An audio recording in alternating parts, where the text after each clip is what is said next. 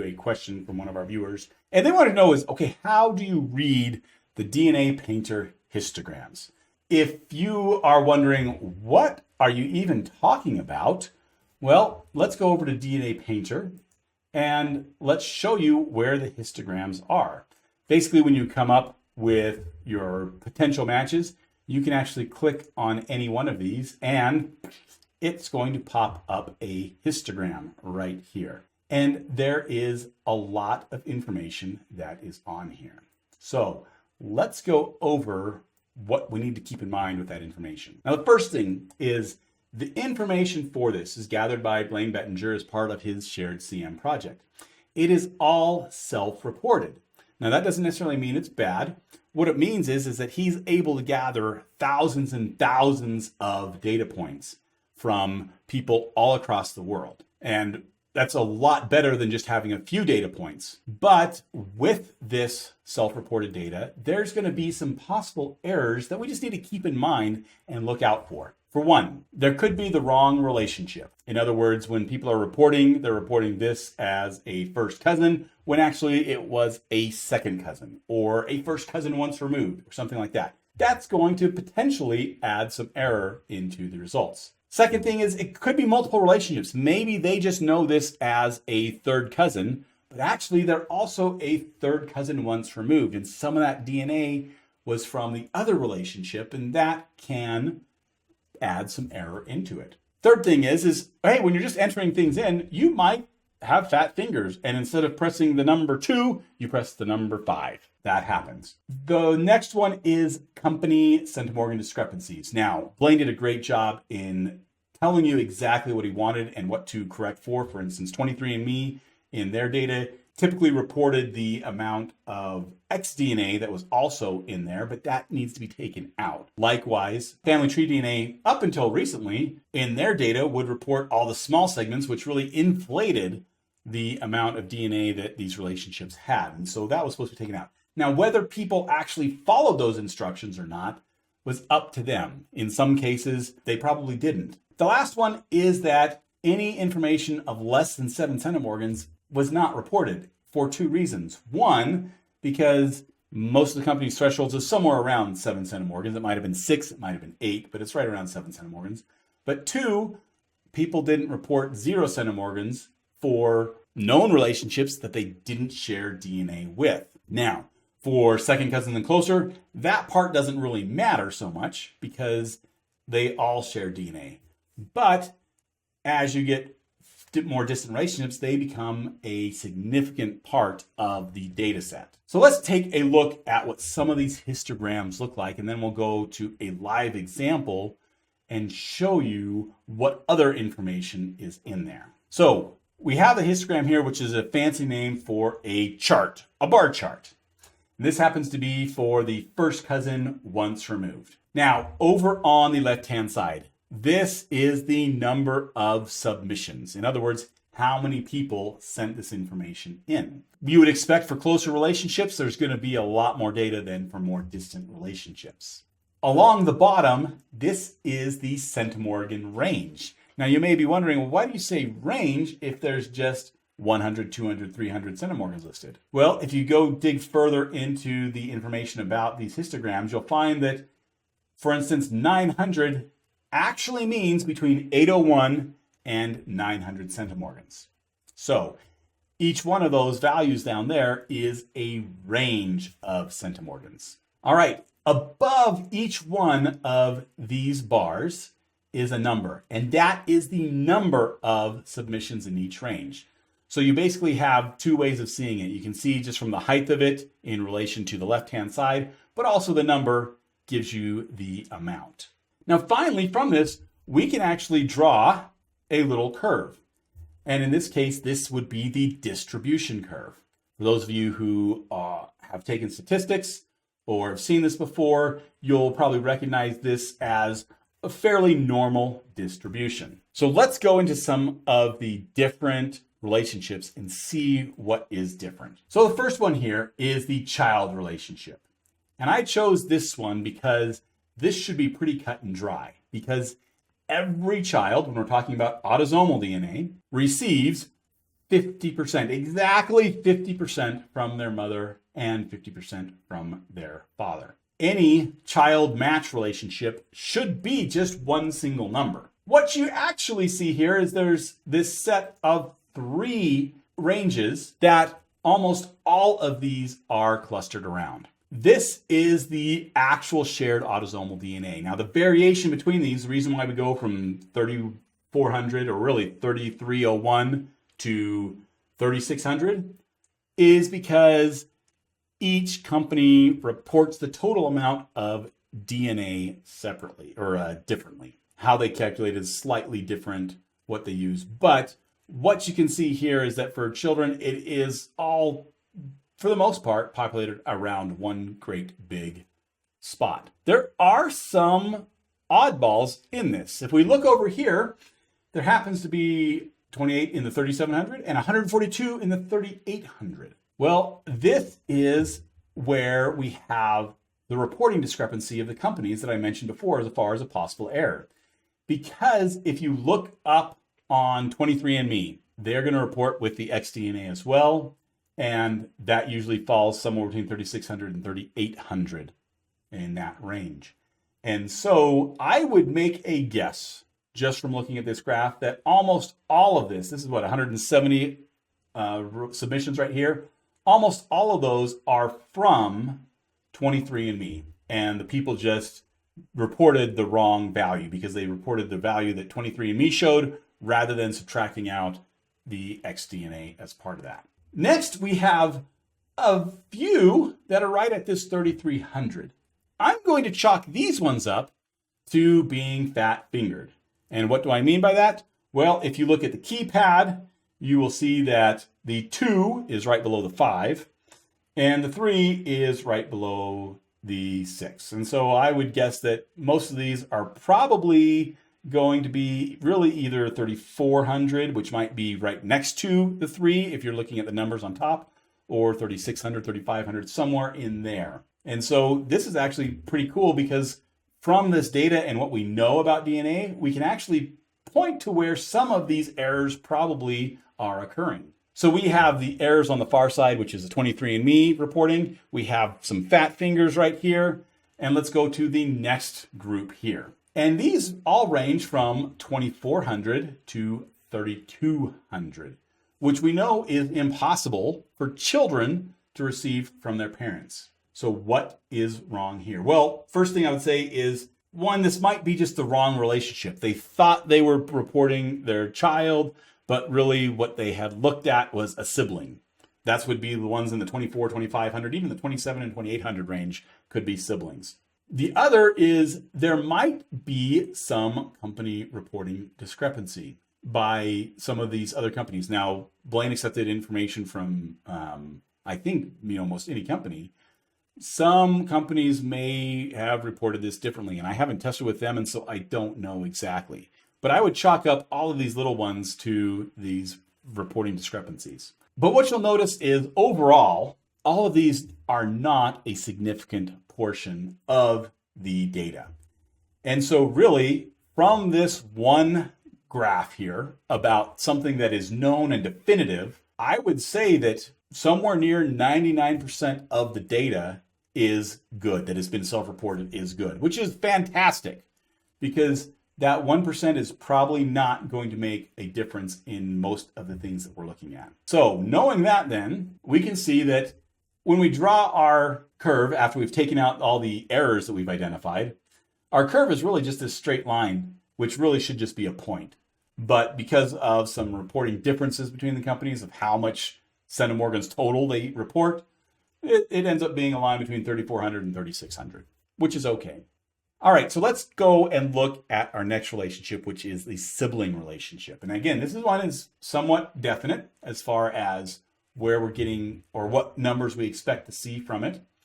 I'm going to start backwards, and I'm actually going to draw my normal distribution curve here. And you can see it follows a normal distribution pattern pretty well. Now, right here in the center, between about 2,300 and 3,000, this is the actual relationship, and these match the theoretical models. And you'll notice then that this is actually the bulk of all of the samples that were submitted. On this right-hand side here, there are some samples that are much higher than what you would expect from a sibling. And this is possibly from company reporting. For instance, 23andMe, they report both the half and the full match together. And so most others report just a half match, which is typically what we see. And so this might be from that. There also may be some potential relationship differences that are in here. On the other side, on the left-hand side, from about 1700 to 2200, well, these are actually well below what we expect for a sibling relationship. On the other hand, they are right in line with what we would expect from a half sibling relationship. So my guess is these ones being reported either didn't know that they were a half sibling and reported it as a sibling, or they knew that they were a half sibling, but they just reported it as a sibling. And so they reported the wrong relationship in this case. But once again, as we add these up, they're only a small fraction of the overall numbers. Now, what this does tell me is from a 2.5% of, we'll just call this the unknown half siblings. In other words, you have a sibling, but guess what? 2.5% of the time, that is a half sibling. That actually is right in line with some other research I've seen as far as not the parent expected events and, where half siblings, come up. So I'm not surprised by that. And the fact that the data that Blaine has gathered here shows that in this way is rather interesting. Let's go to our next relationship. Now, this one is the great niece or nephew. Well, right when I draw this, you'll notice that, hey, this sort of looks like a little bit fatter of a distribution, and then it drops off, pretty quickly on the tail ends. So why is that? This is where we need to start asking some questions. Why is this one looking different from those other normal distributions? And the first thing I can come up with is, well, if you add up all of these, there's really only 137 submissions. The range that this is over is not as big of a range as what the others are over. And so they cluster in the right spot, but I bet if you divided this instead of by hundreds, if you divided these ranges by 50s, then you would see a more normal distribution curve in this case.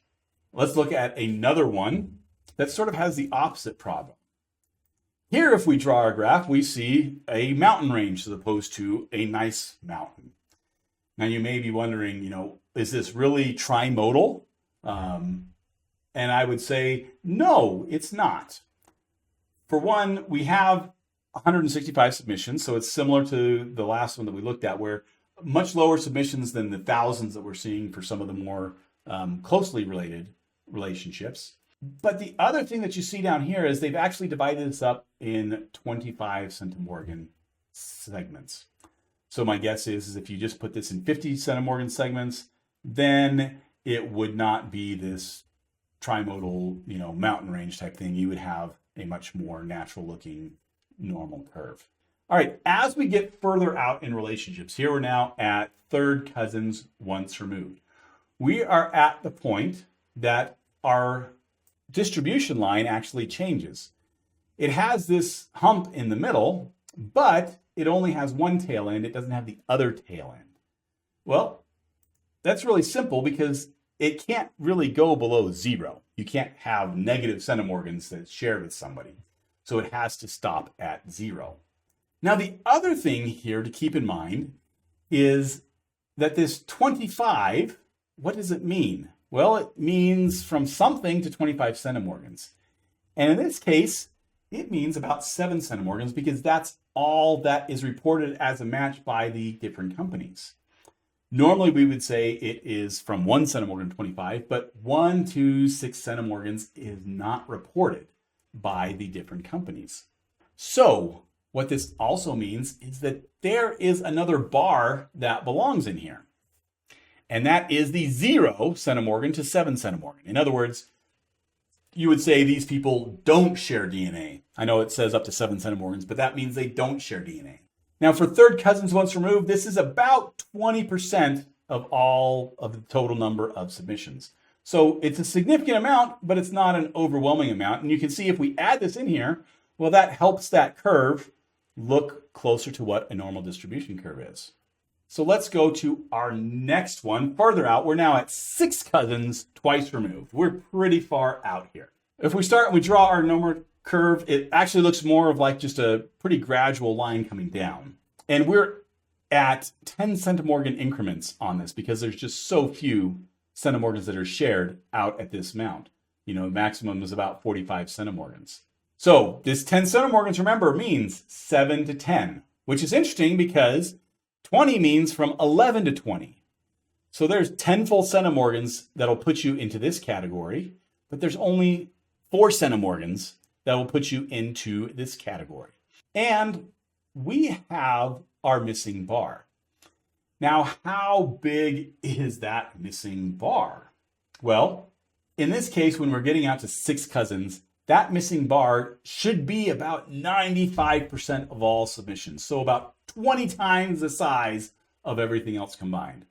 It's so big, obviously you can't see it on this screen, but you'll notice what that does is that changes the curve drastically. Instead of just a nice straight line, you see that, hey, we're actually starting way up here and we're coming down pretty dramatically until we get to our data.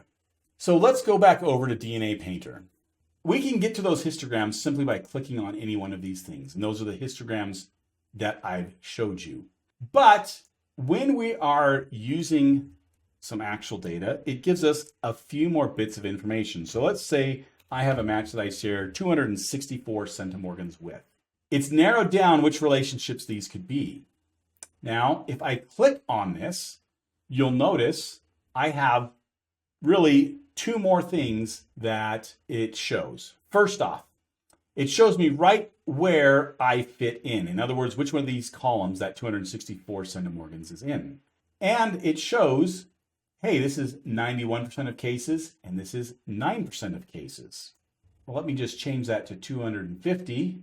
And you'll notice, even though I'm in the same column, it's actually showed that, okay, it's 92% of cases and it's 8%, whereas before it was 91 and 9.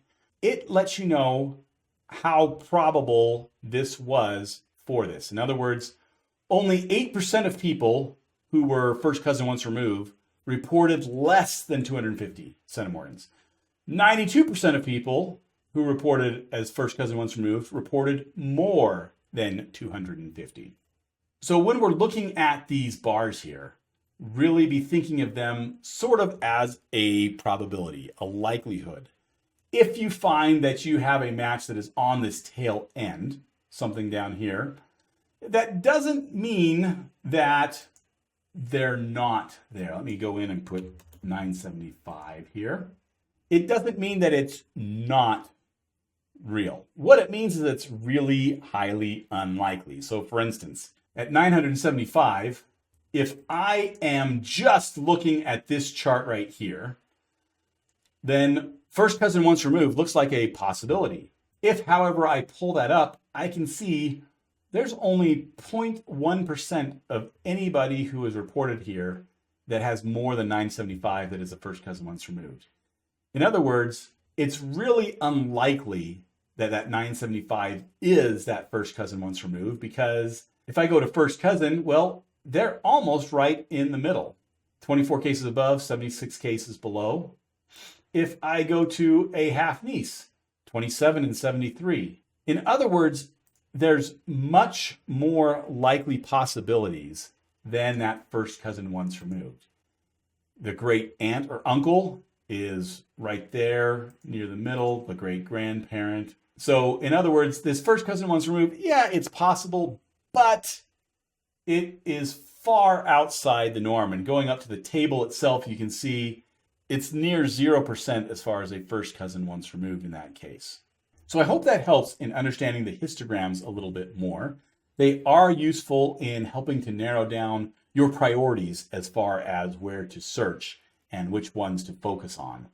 They also provide a good idea of what values you should be able to see and how many people have been reporting those values. So if you have, for instance, a first cousin once removed that it's shared 975 centimorgans, well, you might want to look at other possibilities, namely another relationship, or if you're certain of that relationship, then maybe there's, a multiple relationship. They might be related in another way as well to be able to share so much DNA. Now, if you'd like to learn more about the Shared CM project tool, then you can watch this video up here. And be sure to like this video and subscribe to our channel.